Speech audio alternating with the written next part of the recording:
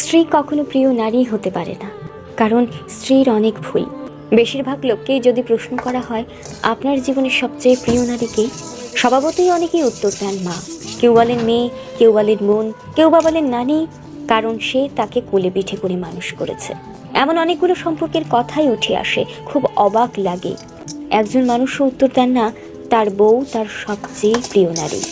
আসলে বাঙালিদের সমস্যা, বউকে ভালোবাসি বললে মান সম্মান চলে যাবে, লোকে বউ পাগল বলবে, বউয়ের কাছে ছোট হয়ে যাবে, অথবা বাকি পুরুষদের সামনে হেডাম কমে যাবে। এমন একজন মানুষও কি নেই যার হাসপাতালে বেডের পাশে নির্ঘুম রাত কাটিয়েছে তার স্ত্রী, অথবা একসাথে জীবনের যুদ্ধটা করবে বলে বাবার বাড়ির অভিজাত্যকে দূরে রেখে স্বল্প বেতনের ছেলেটার হাত ধরে বাবার বাড়িটা ছেড়ে এসেছে।